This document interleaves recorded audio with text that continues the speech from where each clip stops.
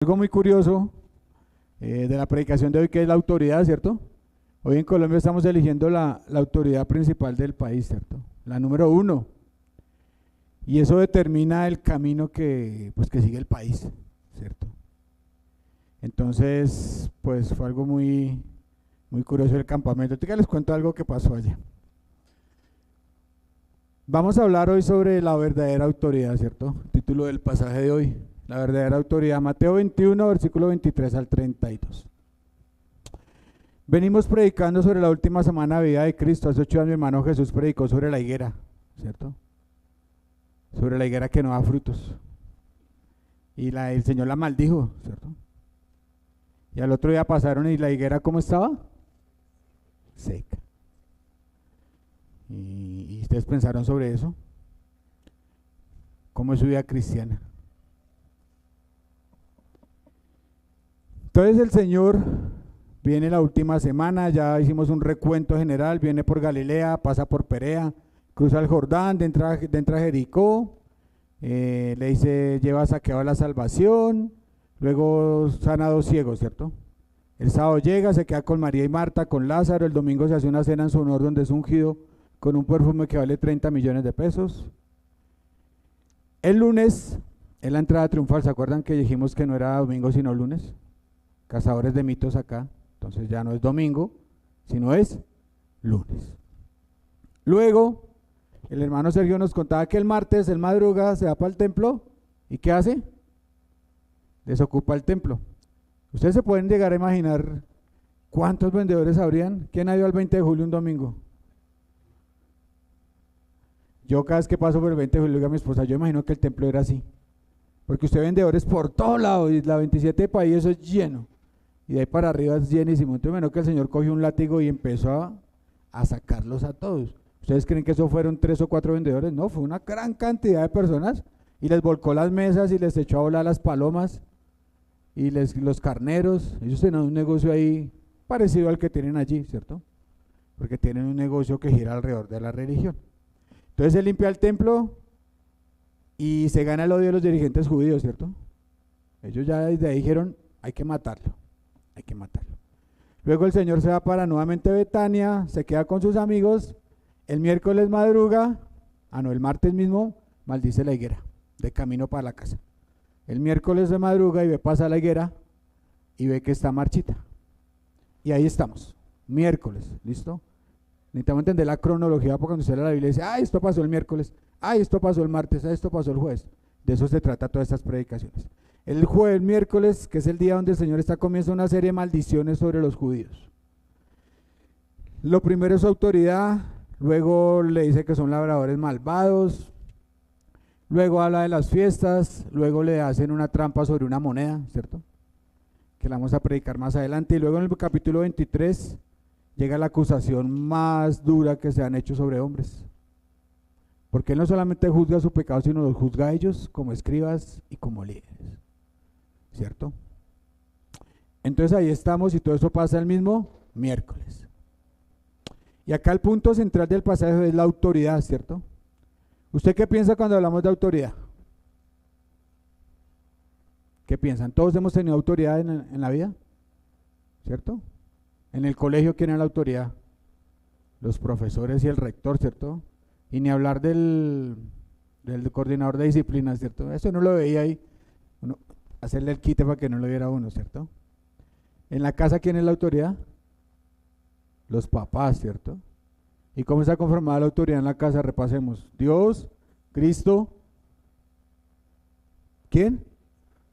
Padre, esposa y abajo los hijos. Entonces los hijos no mandan igual que los papás, ¿cierto? Pero ahora las cosas se han invertido, que ahora los chinos mandan, ¿sí?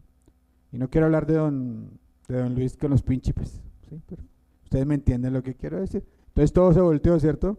Entonces ahora los chinos pegan un grito y hay que correrles porque, el niño se me va a frustrar, me toca pagarle después psicólogo, ¿cierto? Entonces la autoridad la hemos sufrido todos. Y la autoridad en la calle, ¿quién es? La policía, ¿cierto?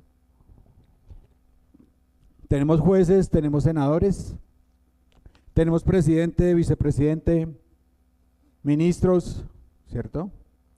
¿Tenemos jefes? Sí.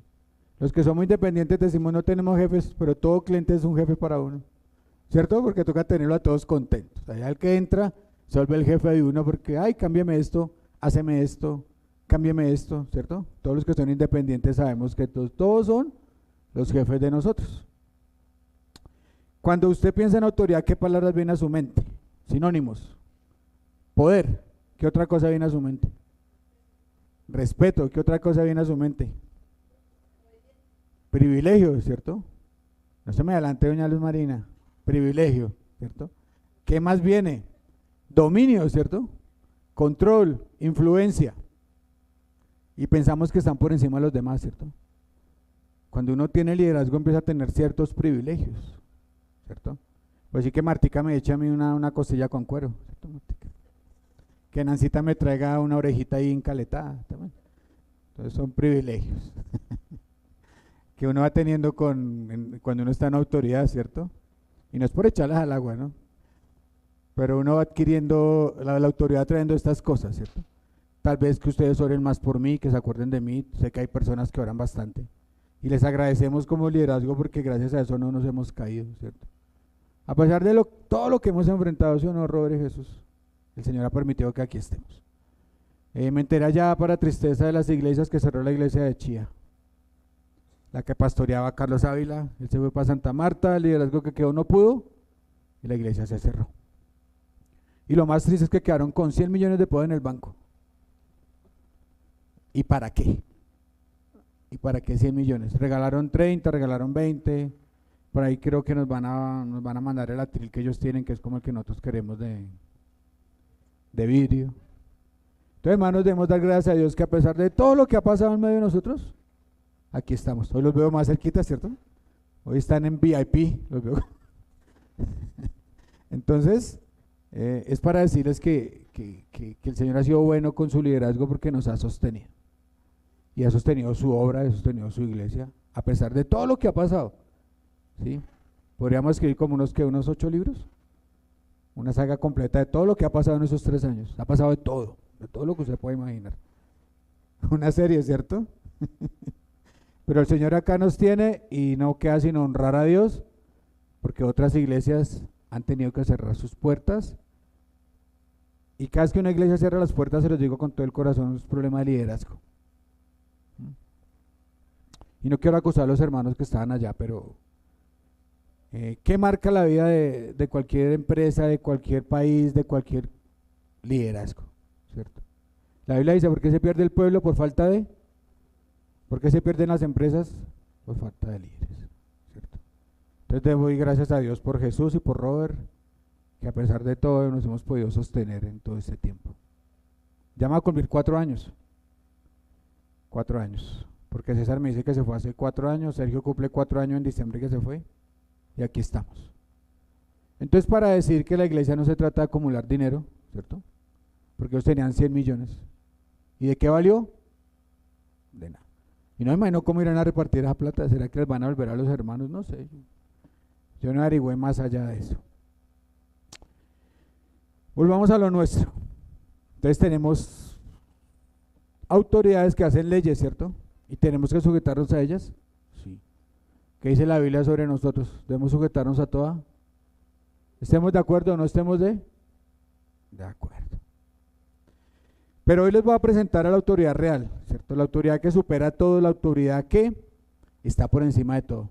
Y ese es nuestro hermano Jesús, que Dios se ríe de ver a las naciones uniéndose para ir en contra de su hijo, ¿cierto? Es algo chistoso, ¿cierto? Y vamos a ver algunos versículos. Robert, Mateo 28, 18. Jesús Antonio, Mateo 7, 28. Jonathan, Mateo 9, 6. Toño, Marcos 1, 22. Robinson, Marcos 1, 27. Lucho, Juan 1, 12. ¿Quién me faltó? Geo, que está por allá atrás. Juan 5, 27. Entonces volvemos a repetir. Robert, anótese otro. Juan 10, 18. Y Jesús Antonio, Juan 17, 2. Vamos a mirar qué tipo de autoridad tenía Jesús. Johncito, ¿leí versículo? Ah, bueno, entonces le quito a Jesús el último y tú Juan 17, 2. Es que no los voy pasando así y no los veo. ¿Listo? Allá también se me quedó Santiago. Santiago, Juan 10, 18. Robert, ya no busque Juan 10, 18. ¿Listo? Comencemos Mateo 28, 18. Robert.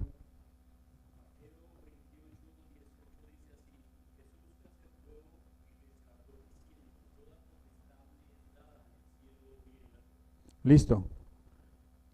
¿Cuánta autoridad recibió el Señor? Toda. En los cielos y en la tierra. Segundo, Mateo 7, 28.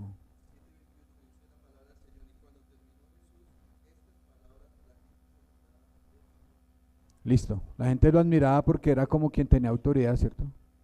No era como nosotros que citamos cosas y citamos personas. Él tenía su autoridad por sí mismo. Porque todos citamos alguna cosa, ¿cierto? Los abogados citan los libros de derecho que escribieron otras personas y todos citamos a otras personas, pero Jesús no se citaba a nadie, él se citaba a sí mismo. Mateo 9:6, por favor. Jonathan.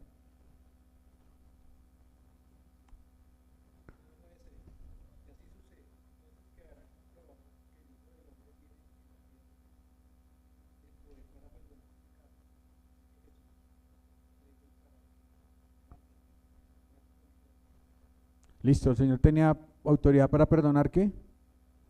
Pecados. El único que tiene autoridad para perdonar pecados. No los perdonan los pastores, no los perdonan los curas, no los perdonan la Virgen.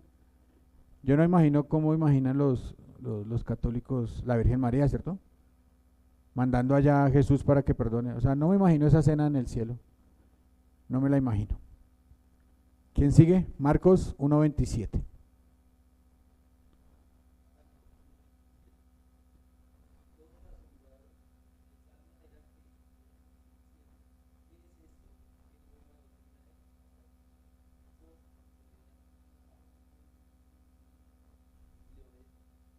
Listo. No solamente mandaba en la tierra, sino que también mandaba lo que llamamos el mundo espiritual, ¿cierto?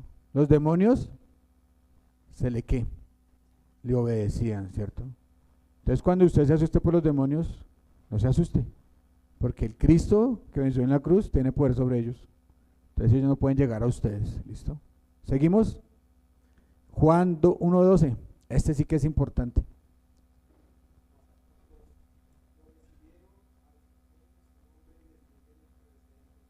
Listo, amén. ¿Quién puede hacer hijos de Dios? Jesús, solamente Jesús. Nadie más puede hacer hijos de Dios. Ni porque usted vaya a Monserrate, ni porque usted vaya a los 7 domingos, ni porque usted cumpla todos los sacramentos, ni porque usted venga aquí todos los domingos, ni porque usted tome la... No. Solo Cristo tiene la autoridad para ser hijos de... Por eso él dice que él es la vida. ¿Cierto? Siguiente versículo. Juan 5:27.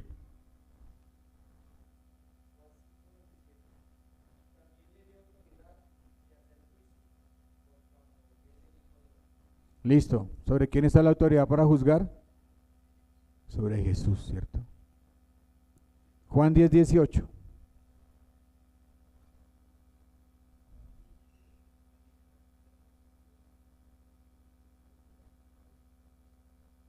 Listo. Jesús tiene poder sobre la resurrección, ¿cierto? Él tiene poder para darles vida y para quitársela. No hay nadie más, solo Cristo. Juan 17:2. Ese también es interesante.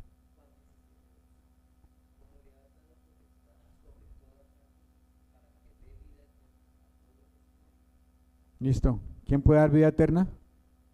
Cristo. ¿Les parece suficiente autoridad? Y así hay por lo menos 100 versículos. Sino que yo tomé algunos y ahorita vamos a seguir mirando otros. Entonces el Señor tiene una autoridad impresionante que se volvió un problema de ¿para quién? Para los judíos. ¿Ustedes saben que los judíos le tenían sijina al Señor? ¿Usted donde ve al Señor siempre ve a unos? Fariseos, saduceos, herodianos, escribas, allá, montando la inteligencia a ver qué decía, ¿cierto? ¿Tienen frío? ¿No? ¿Sí un poquito, doña Flor? ¿Hambre? Pero acá no pueden ni dormir ni comer, hermanos. Eso fue en el campamento. Entonces era curioso porque los judíos odiaban al Señor porque Él vino a demostrar que era autoridad. Porque ellos tenían una jerarquía. Ahorita vamos a hablar de la jerarquía de los judíos, ¿cierto? Siguiente diapositiva, Alejo.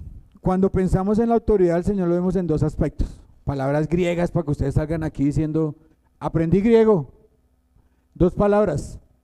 Dínamos y la otra exousia. No sé cómo pronunciarla, entonces yo la pronuncio como dice ahí. Exousia. ¿Qué significa? Dínamos. Dínamos indica que tiene el poder. ¿Ustedes creen que Jesús es todopoderoso? ¿De verdad lo creen? ¿Están seguros? Entonces, porque a veces las cosas de la vida nos derrotan. Porque a veces dudamos. Porque a veces los problemas nos avalanchan tanto así que nos deprimimos y nos sentimos que no podemos más. Una cosa es que lo digamos, otra cosa es que lo vivamos. Nuestro hermano hace 8 días, ¿qué les digo? No crean en Dios, sino créanle a Dios. ¿Ustedes creen que Él es todopoderoso? Amén, pero no los veo convencidos. ¿Será que Él puede con su problema de trabajo?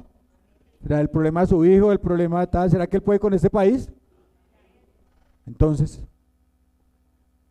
y la segunda palabra es exousia, que significa que Él tiene el derecho.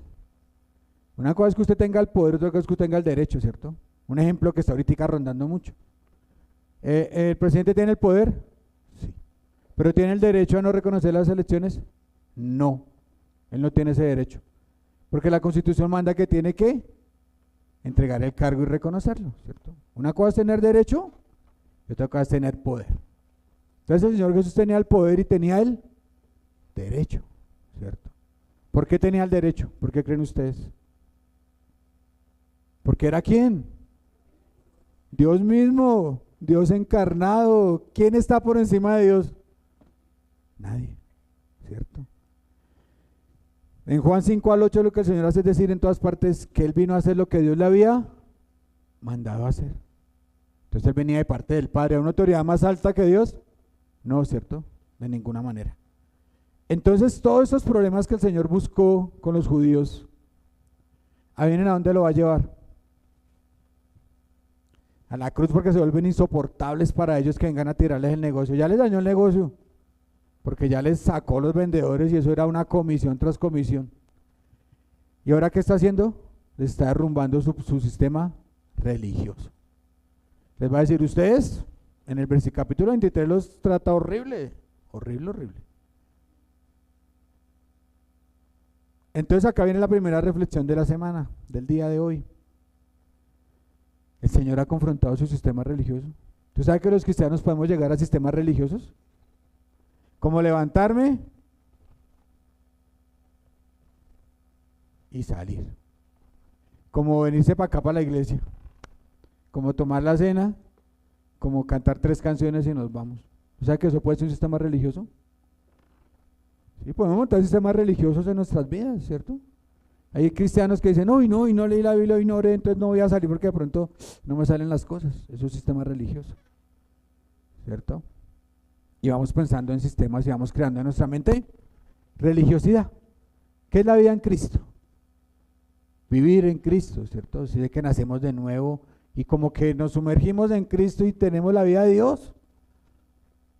Esa es la vida cristiana. No sistemas religiosos que montamos, ¿cierto? Porque aún en el cristianismo hay sistema religioso, ¿ustedes qué piensan?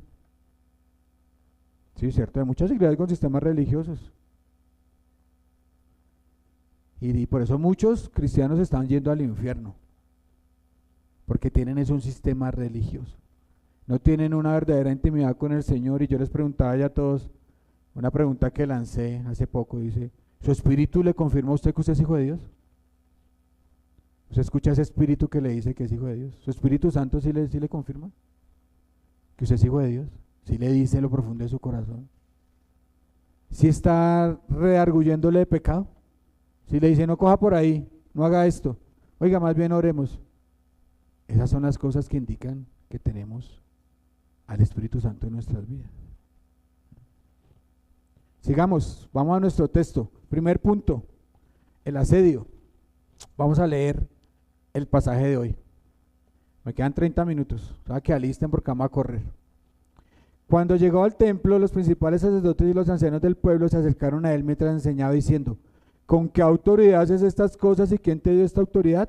Y Jesús respondió: yo también les haré una pregunta, que si me la contestan, yo también les diré con qué autoridad hago estas cosas. ¿De dónde era el bautismo de Juan? ¿Del cielo o de los hombres? Y ellos discutían entre sí diciendo: si decimos del cielo, él nos dirá: entonces ¿por qué no le creyeron? Y si decimos de los hombres, tememos a la multitud porque tienen a Juan por profeta. Y respondieron a Jesús: no lo sabemos.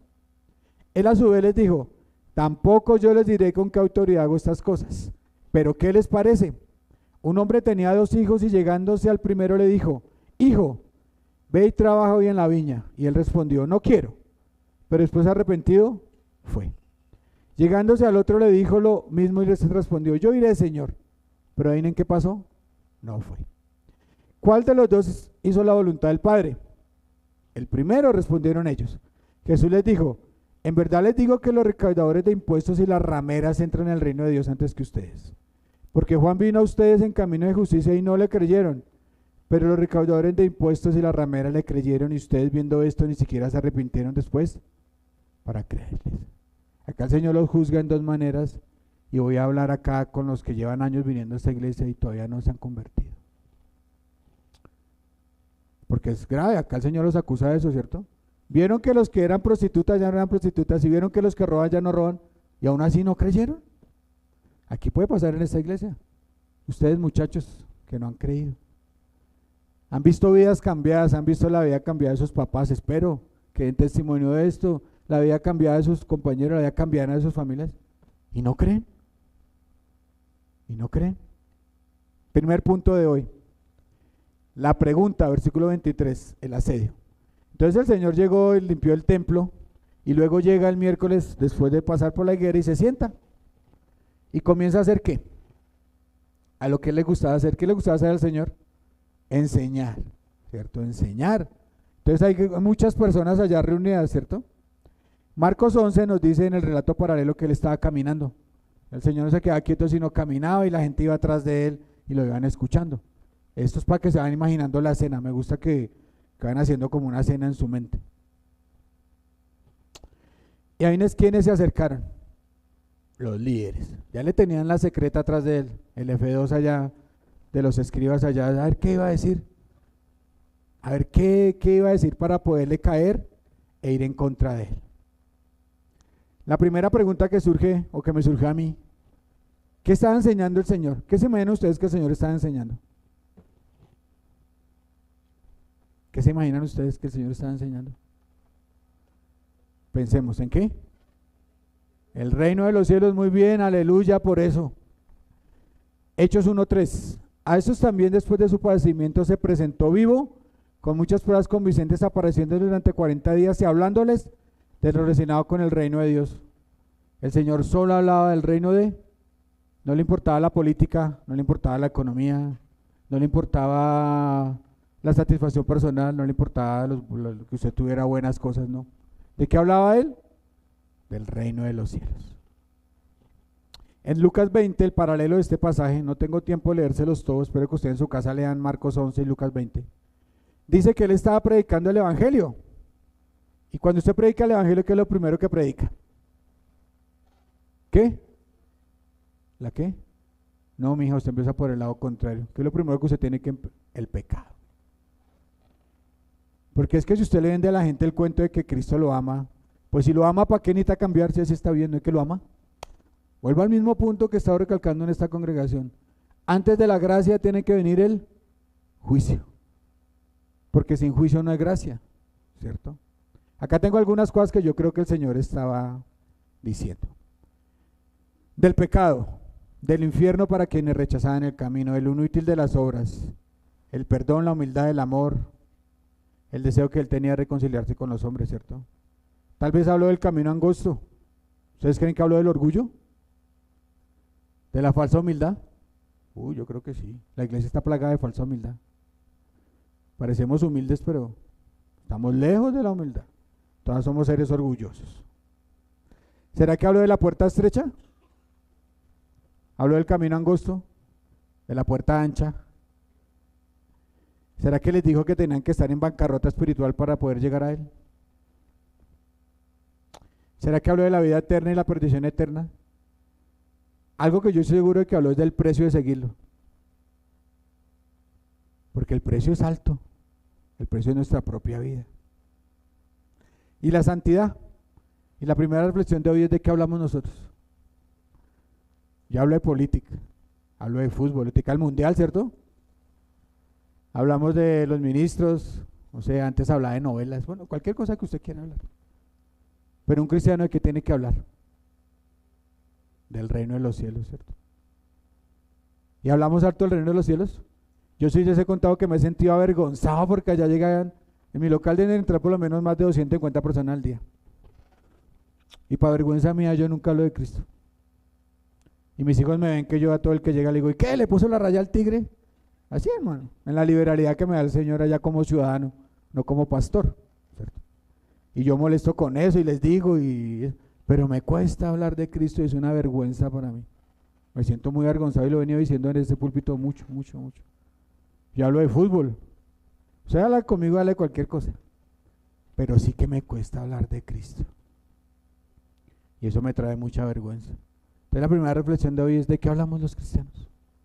¿De qué se reúnen a hablar ustedes cuando acaba el culto? ¿De la predicación? Yo por ahí los escucho. ¿Visto? Un poquito de todo, ¿cierto? ¿De qué hablamos como iglesia? ¿Nos estimulamos al amor y a las buenas obras? Como dice Hebreos. Entonces la primera reflexión de hoy, ¿cuál es? ¿De qué hablamos? Anote usted ahí, ¿de qué habla usted? De quejas, de comida, dice Martica. Y un cristiano debería tener ¿qué? A Cristo en su boca, ¿cierto? Mi hermano Lucho me hace así, ¿por qué? Porque lo que hay en su corazón es de lo que usted habla. De lo que usted ama es de lo que usted habla, ¿cierto? La Biblia es muy sencilla de entender, ¿cierto? Entonces le sacan la pregunta del $1.000.000. Esa es la pregunta de quién quiere ser millonario. ¿Con qué autoridad haces estas cosas? ¿Ustedes se imaginan por qué él habla de autoridad? En ese momento, ¿cuál era la autoridad para los judíos? ¿Quiénes? Los romanos, ¿cierto? Muy bien, los romanos. Estaban en esclavitud de los romanos. Y si ellos hablaban mal de los romanos, ¿qué les iba a pasar? Los mataban. Entonces, ¿qué querían ellos? ¿Buscarle qué? Sí, buscar que el Señor cayera en una respuesta para que los romanos cayeran y poderlos llevar presos, ¿cierto? Entonces no son preguntas inocentes. Entonces estos líderes que son sagaces y está el diablo atrás de ellos, quieren dañar la imagen de Jesús, ¿cierto?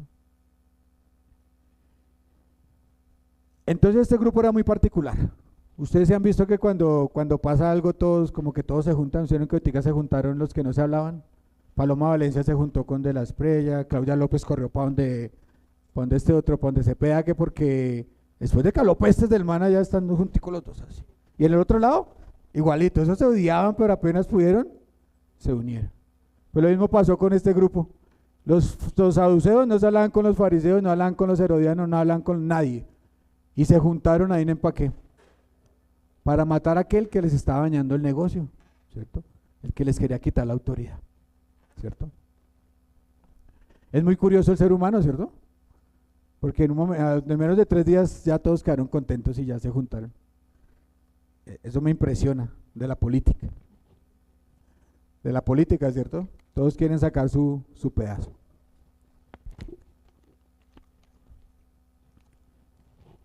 Ustedes saben que las ciencias y las religiones en sí tienen el común de estar todas contra Cristo. Incluso la ciencia de la religión de la evolución, o sea que la evolución es una ciencia, una religión en sí misma, la ciencia. Eso es una religión en sí misma.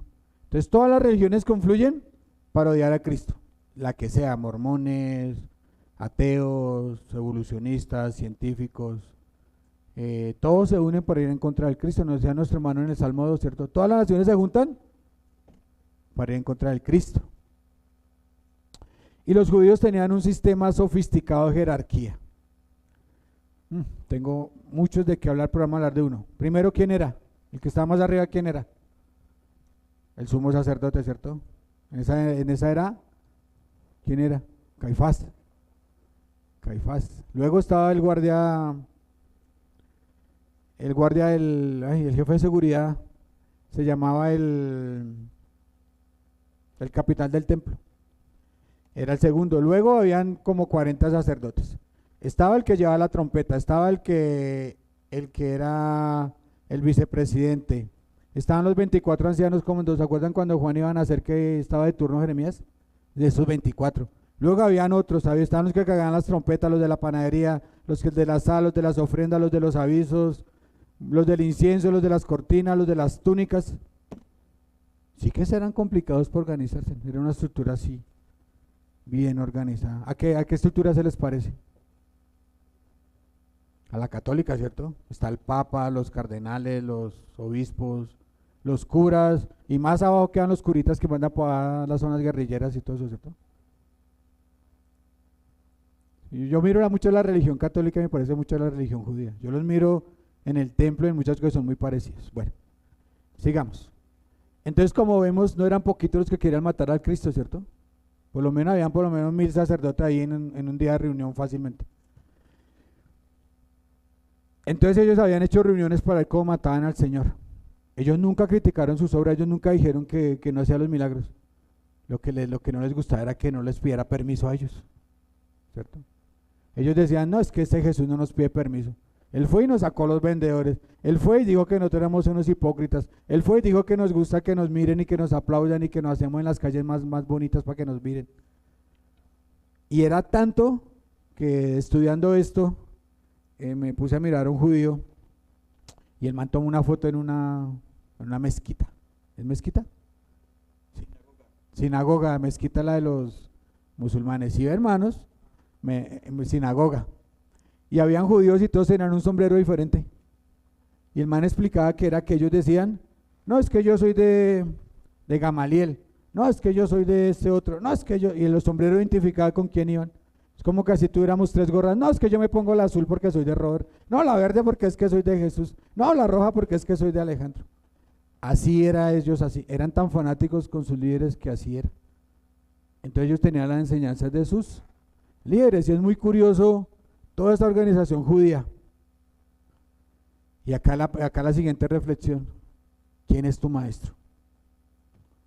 Su maestro no soy ni yo, ni Jesús, ni Robert, ni Lucho, ni los hombres que están levantando. ¿Su maestro qué tiene que ser? ¿Y dónde lo va a encontrar? Si usted no busca a su maestro, fregados, mis hermanos. Discúlpenme la palabra. Pero solo en Cristo hay palabras y la canción que dice, para el afligido, para el angustiado, para todo aquel que, ¿qué? Que todo aquel que quiera ser libre de pecado, ¿cierto? Porque solo Cristo tiene. ¿A dónde van ustedes?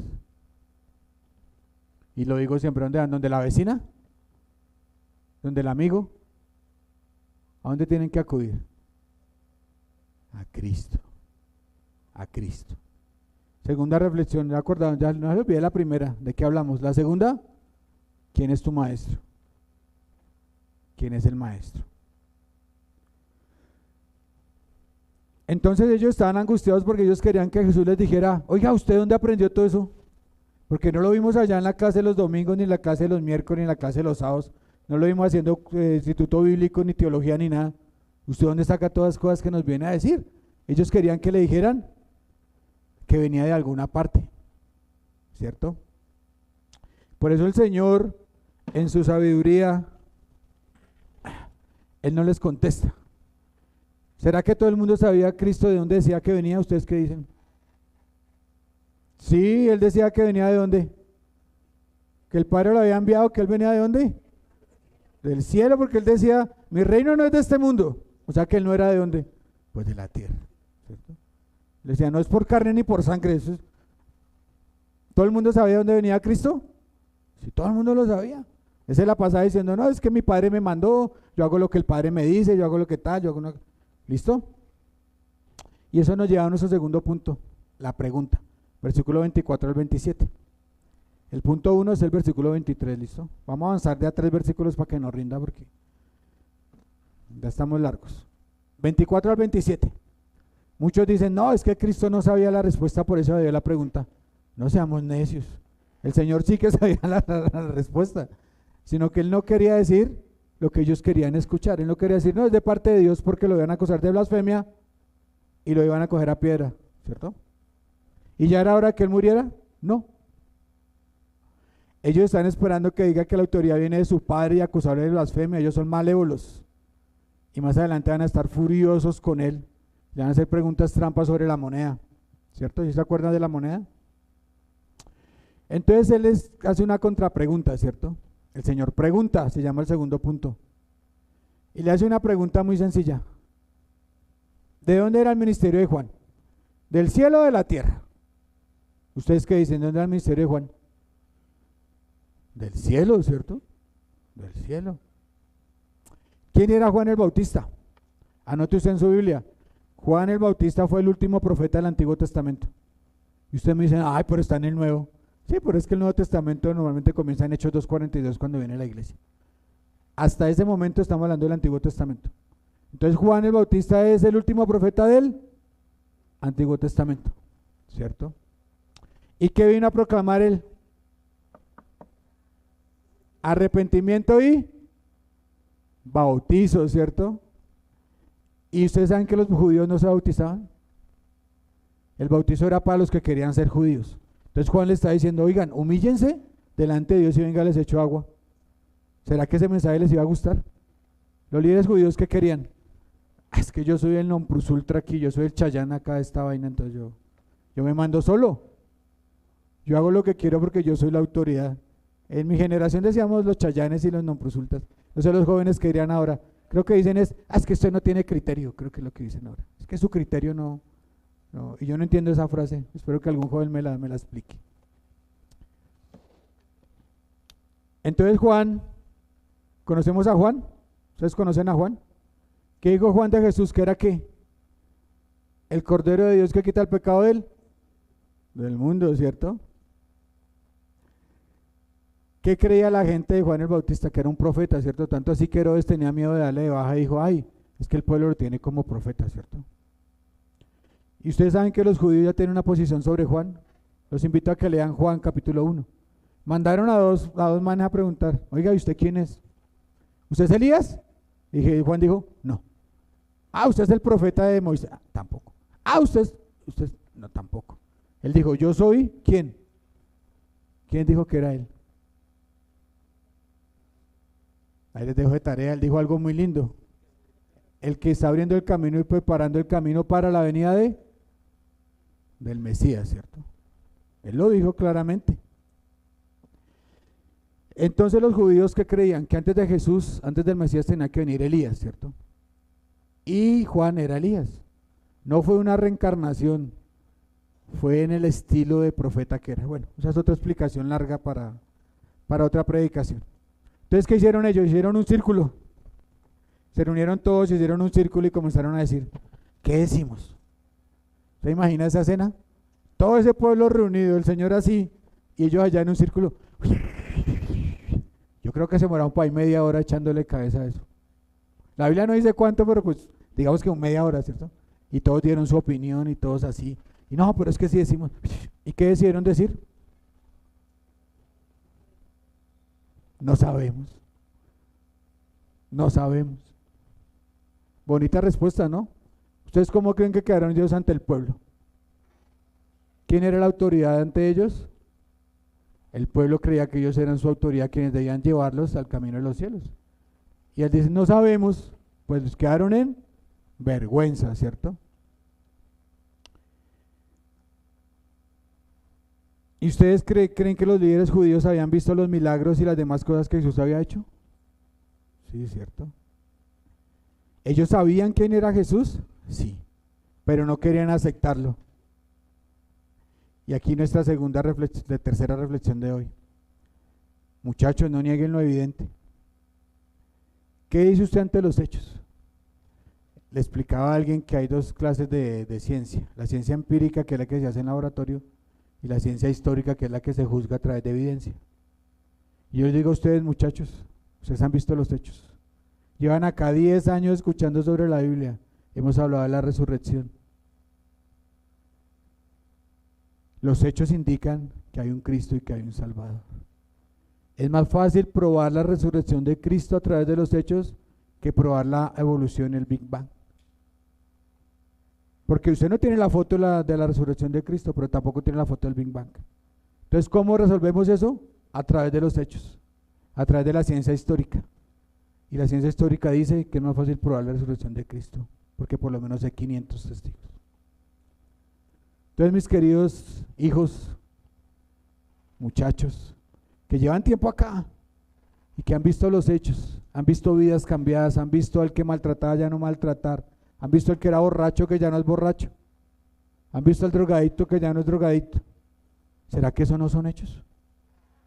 No endurezcan su corazón como lo hicieron los fariseos, porque el Señor ahorita va a lanzar tal vez la aseveración más terrible que puede haber.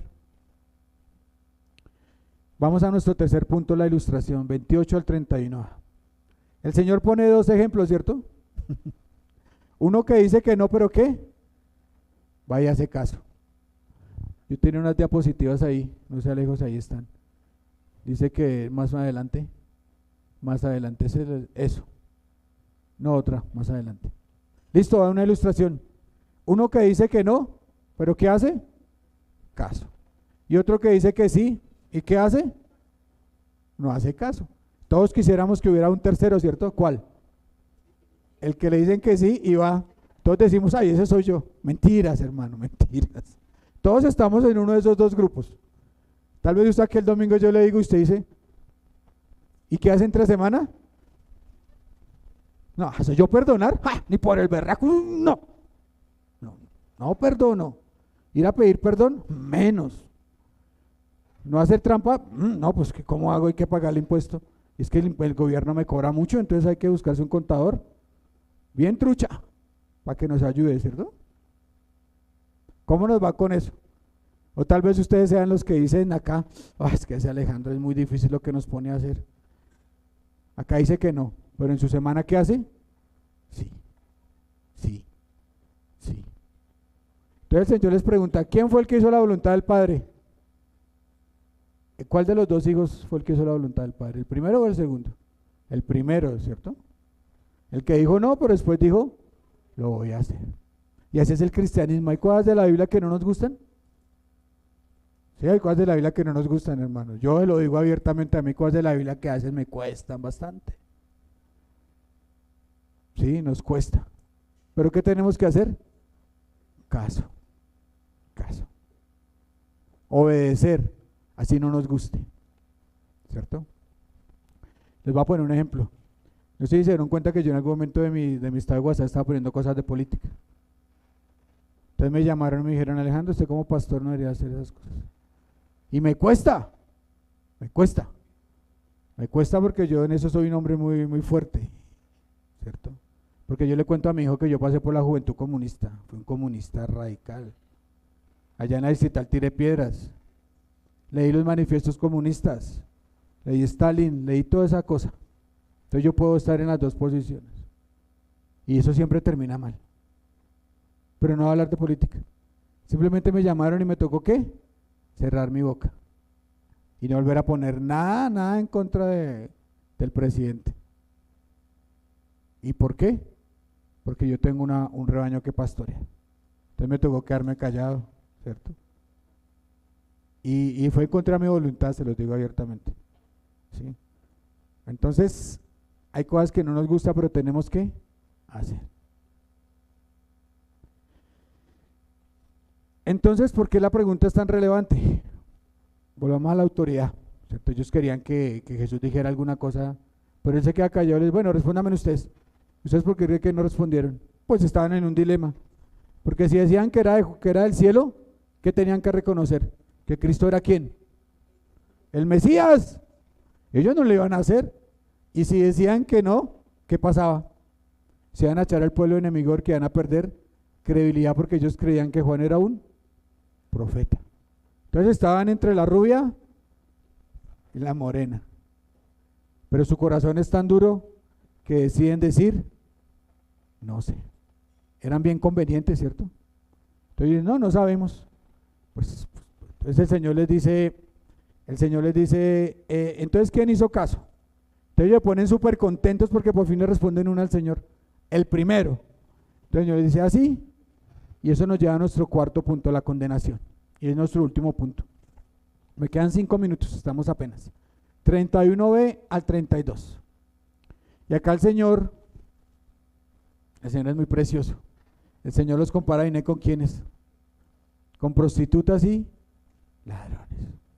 ¿Ustedes saben quién eran los recaudadores de impuestos? Eran esas personas que compraban un derecho a exprimir a la gente para sacarle su más o menos. Digamos, a mí me dicen, Alejandro, usted va a tener el 20 de julio y usted va a cobrar el impuesto a las personas y nos tiene que dar 20 millones de ahí para allá lo que usted se haga. Usureros. Entonces, ¿qué me tocaba a mí? Pues apretar los duros y sacarle los impuestos. Eso era un recaudador de impuestos. Todos hacemos, todos decimos, no, pero sí, ¿cierto? Entonces, ay Señor, perdóname, tenemos que sujetarnos a tu autoridad, hermanos. Entonces, recaudadores de impuestos y prostitutas, que era la inmoralidad caminando por toda parte. Esa era la muestra de inmoralidad contra Dios, porque Dios dice no ejerza la prostitución, ¿cierto? Y lo explica en Éxodo. Entonces los compara con ellos, ¿cierto? Traidores de la nación y el símbolo de la inmoralidad, que eran las rameras, ¿cierto? Ellos eran la escoria de la sociedad, los despreciados.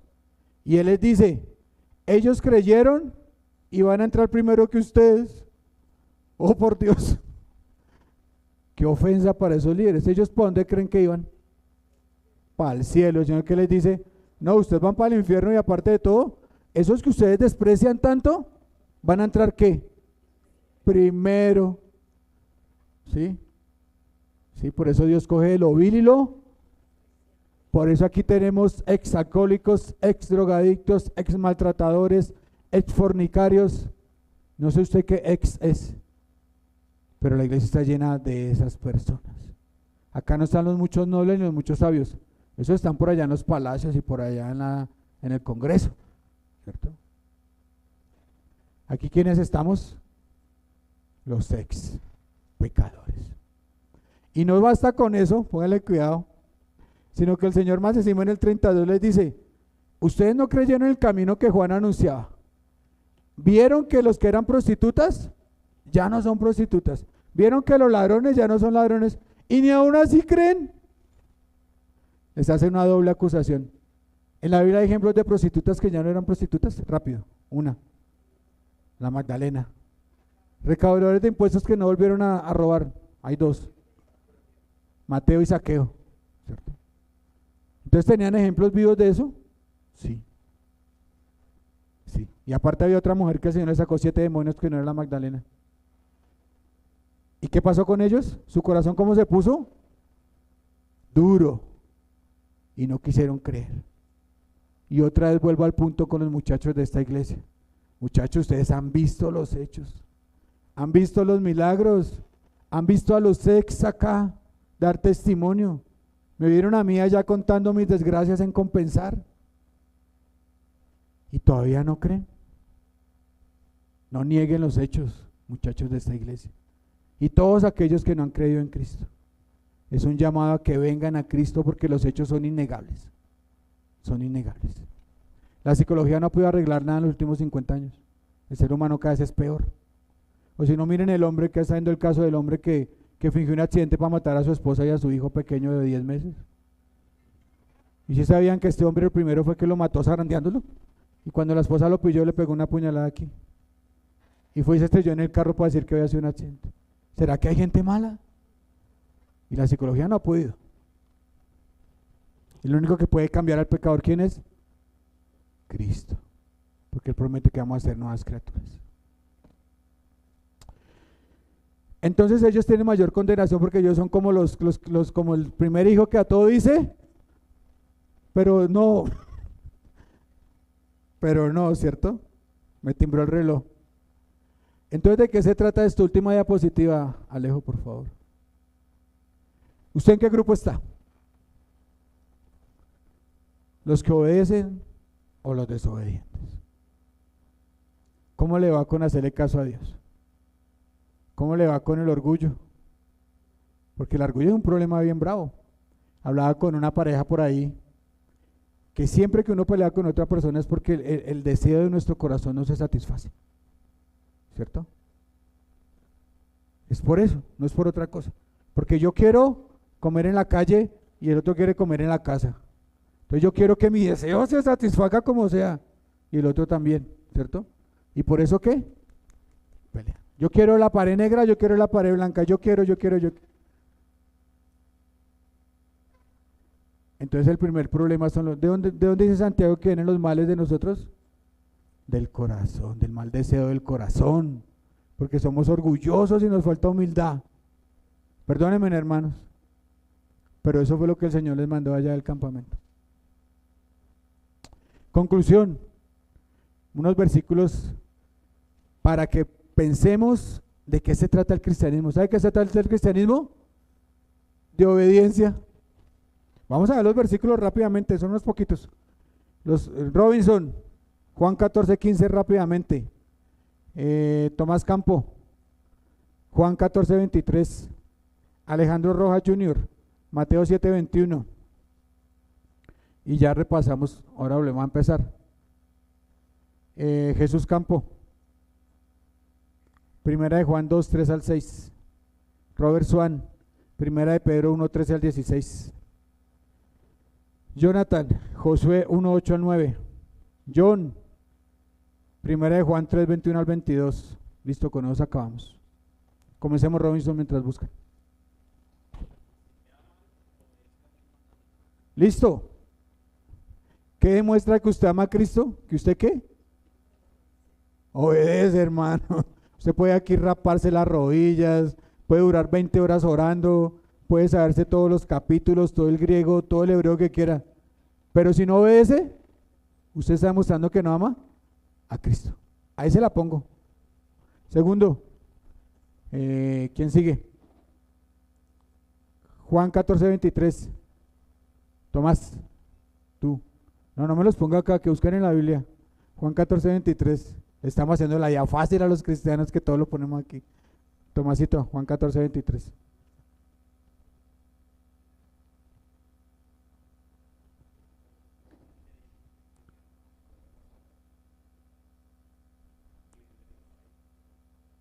¿Listo? Bonito versículo, ¿cierto? ¿Usted cómo demuestra que ama a Cristo? Porque guarda su… Listo, y no es que la guarda allá abajo, ya ve allá la Biblia bien escondida, ¿no? Que usted la atesora en su corazón. Listo, vamos dos. O sea que usted no puede decir que ama a Cristo si no ama su palabra y si no le hace caso, mi hermano. Listo, Alejo, Mateo 7:21.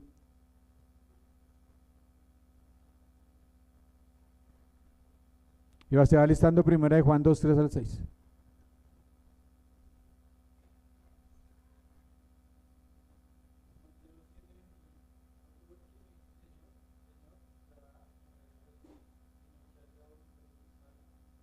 ¿Listo? ¿Cómo sabe usted que está en el reino de los cielos? Porque hace la voluntad del Padre. No se engañen, hermanos. Si usted sigue haciendo su voluntad, haciendo lo que le parece, tal vez usted está en esos que el Señor les va a decir, alejados de mí, sabores de… Y Nancita apenas hace, uy, qué versículo tan fuerte, pero es la verdad. Siguiente. Primera de Juan 2:3-6. Jonathan, pues Chucho.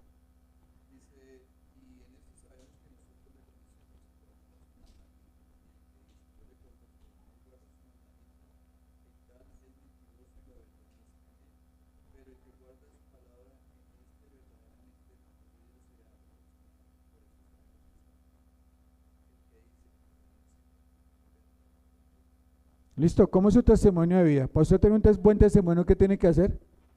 Hacer caso y andar como el anduvo. No nos engañemos. ¿Listo? El que sigue, Robert. Primera de Pedro 1:13-16.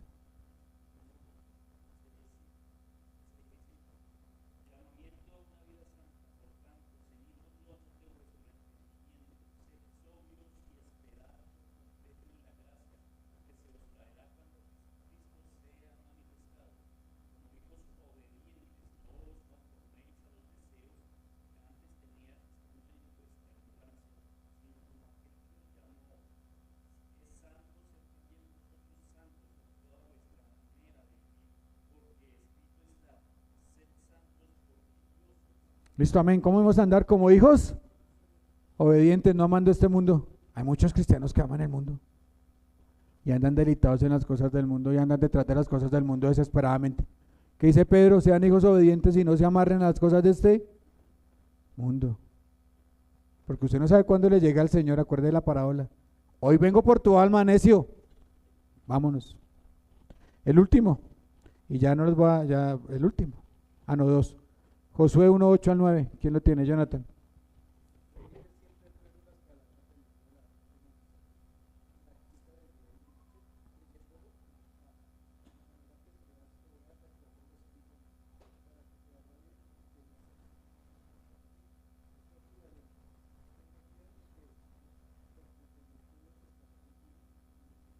¿Listo? ¿Quieren tener éxito? ¿Qué tienen que hacer? Obedecer y meditar en la palabra de Dios todos los días. ¿Quieren ser hombres exitosos? ¿Quién quiere tener éxito? Bueno, ¿qué tienen que hacer? Ahí sí ya no tantos amenes, ¿cierto? Último, primera de Juan 3, 21 al 22.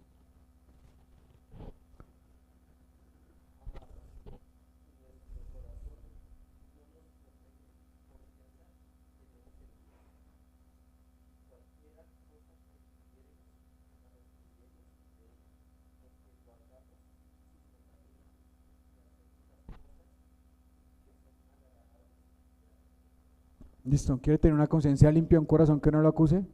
Obedezca la palabra de Dios. No hay nada más horrible que usted acostarse con una conciencia que lo acuse, que le esté diciendo esto está mal. Me pasó en un momento, y les cuento por testimonio que tenía ciertos conflictos con el liderazgo, y el Señor, ¿qué hizo?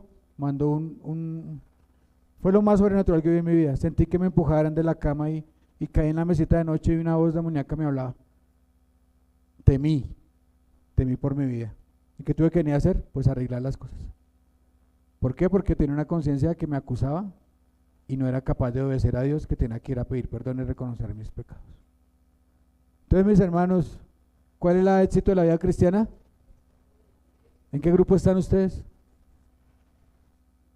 Amado Dios y Padre del cielo, te damos gracias, Señor, por esta mañana, Señor, donde tú nos has reconfortado nuestro corazón y nos has mostrado que tú eres la verdadera autoridad, Señor. Y que no basta, Señor, con cantar lindas alabanzas, ni con sabernos tu palabra, ni con venir a tomar la cena, sino que el éxito de la vida cristiana y el parecernos a ti consiste en obedecer. Porque tú, como hijo de Dios, obedeciste hasta lo último, Señor, aún entregando tu vida, Señor, para poder traer salvación a la nuestra, Señor. Hoy oro porque esta iglesia tenga un corazón dispuesto y un corazón a obedecer, Señor, en llevar vidas santas, en proclamar tu palabra, en ir por los perdidos, en orar, en leer, en estimularnos al amor y las buenas obras, Señor, en que nuestra boca siempre hablemos del reino de los cielos, Señor. Te damos gracias esta mañana porque ha sido reconfortante para mí y confrontante también, Señor, porque sí que soy necio, Señor, y sí que tengo un corazón orgulloso, Señor, y tú me lo has mostrado, Señor.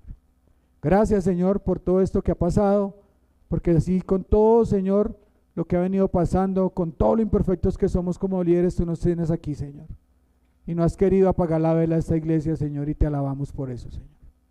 Gracias, Señor, por el respaldo y ayúdanos, Señor, primeramente a mí a tener un corazón más humilde y más sencillo y a ser más manso, Señor, y a tener a mis hermanos, a todos ellos por encima de mí mismo, Señor. Oro, Señor, por los jóvenes de esta iglesia que no cierren su corazón ante los hechos, Señor. Que ellos, Señor, vengan a tu salvación y que no sean como los judíos, que escucharon al Señor, vieron los milagros del Señor y endurecieron su corazón. Que estos jóvenes puedan ver los milagros de las personas que están aquí y puedan entender que realmente hay un Salvador que ellos lo necesitan y que llama a Jesús.